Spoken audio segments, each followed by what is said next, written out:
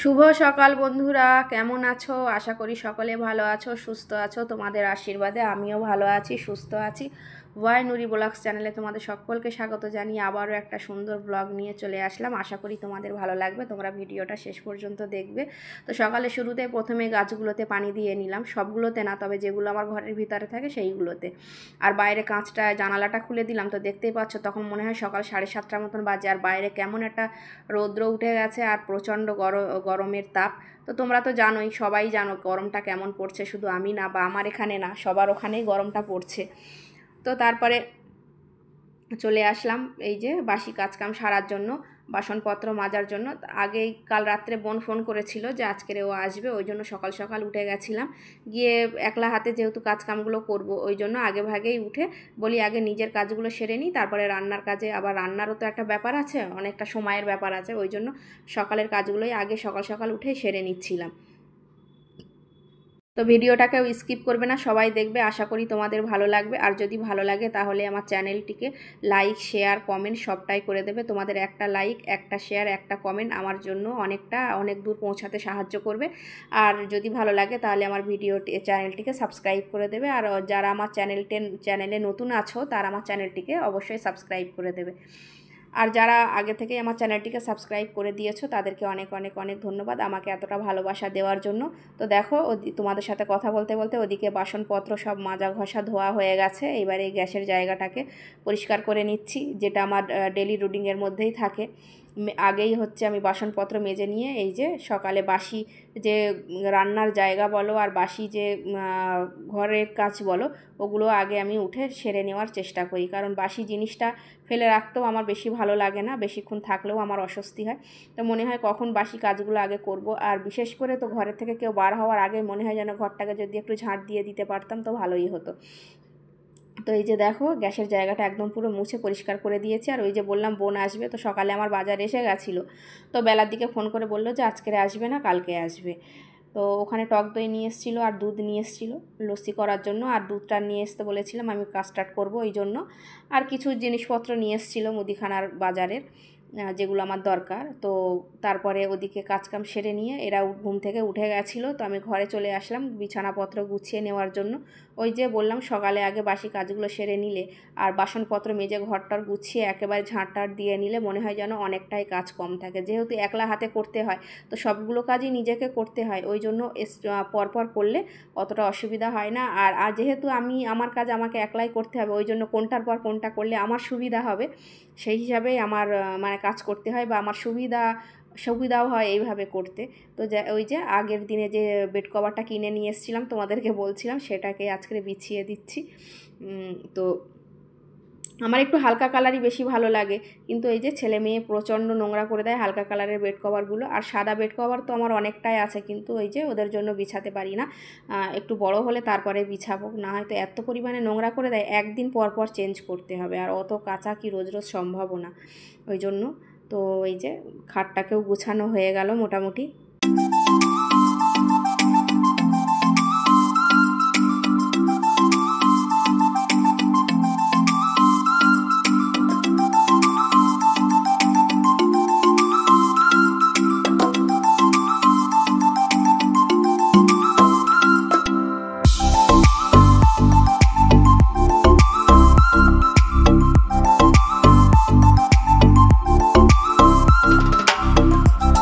আর ওই যে খাট গুছিয়ে নিয়ে এবারে ঘরটাকে ঝাঁট দিয়ে নিচ্ছি। বললাম যে একেবারে খাট মানে গুছিয়ে নিয়ে সেই সঙ্গে ঘরটা ঝাঁট দিয়ে নিলে অনেকটাই সুবিধা হয়। আর আমার মেয়ে তো দুষ্টুমি করছিল, তোমরা তো দেখতেই পাচ্ছিলে। হ্যাঁ, নতুন চাদর বিছিয়েছি বলে ও আরও আনন্দ করে খাটের উপরে গিয়ে দুষ্টুমি করছিল। তো এই যে দেখো মানে বেড কভারটা বিছানোর পরে খাটটাকে কত সুন্দর লাগছে। তবে অনেক ভালোই লাগছে, আমার তো ভালো লাগছে। অনেক দিন পরে ডিপ কালারের চাদর বিছালাম, তো বেশ ভালো লাগছে। তো তারপরে এদিকে এসে চাটাকে বসিয়ে দিলাম খাওয়ার জন্য। আর ওদিকে মানে এই যে সব কাটা বাছা করে রেখেছিলাম আলু টালু ভাজবো বলে। তো বোন যেহেতু বললো আসবে না, তো আমি খানিকটা আলু তুলে রেখে দিয়েছি আর খানিকটা আমাদের জন্য ভেজে নিই। অতটা আলু সব তো আর নষ্ট করা যায় না। আর এই যে মাছ নিয়ে এসেছিলো ভাজা করার জন্য, তো ওগুলোকেও একটু ধুয়ে রেখে দেবো, তাহলে আর কালকের আমার অসুবিধা হবে না। আর এই যে মাংস নিয়ে এসেছিলো, তো এদিকে আমি ভাতও বসিয়ে দিয়েছি আর ওদিকে ডালটাও আমার হয়ে গেছে। তারপরে বাকিটা করব। সব কিছু আমি ফ্রিজে উঠিয়ে রেখেছি। আল্লাহ যদি কেসমতে রাখে, যদি সব কিছু সুস্থ থাকি, ভালো থাকি, তো আগামীকাল হবে সব রান্না বান্না করব। তো এই যে ডালটা হয়ে গেছে, রসুন আর শুকনো লঙ্কা দিয়ে বাকার দিয়ে নিয়ে এই যে ওটাকে ঢেলে নিলাম। এবার প্রেশার কুকারটাকে মাজতে দেব। আর এই যে অল্প একটুখানি আলু ভাজা, আমিও ভেজে, আলু মানে কাটা ছিল, অর্ধেকটা তুলে রেখেছি আর অর্ধেকটা আমি ভেজে নিচ্ছি, কারণ মানে একটু কালো মতনও হয়ে যাচ্ছিলো আলুটা।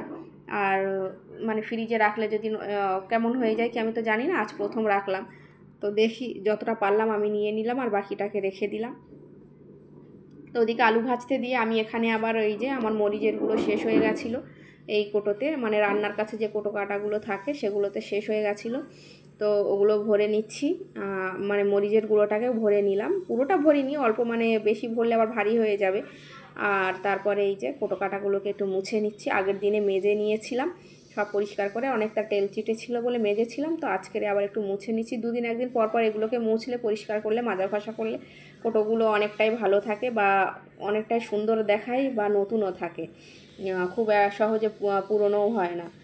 আর তারপরে এই যে পাশে আরও যেসব কোটো কাটাগুলো ছিল সেগুলোকেও সব একটু মুছে নিচ্ছি একসঙ্গে করে।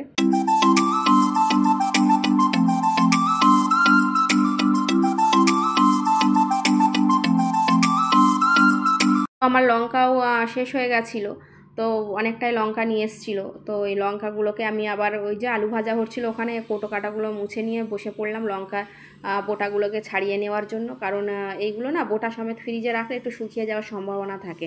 তো আমি বোটাগুলো ছাড়িয়ে নিয়ে আর ওই জরির ভিতরে করে বন্ধ করে রেখে দিলে অনেক দিন পর্যন্ত তাজা থাকে, ওই জন্য মানে বোটাগুলোকে ছাড়ানো হচ্ছে। আগে বুঝতাম না, বোটা সমেতই রেখে দিতাম, কিন্তু দেখতাম যে বেশি দিন থাকতো না, লঙ্কাগুলো সব নষ্ট হয়ে যেত।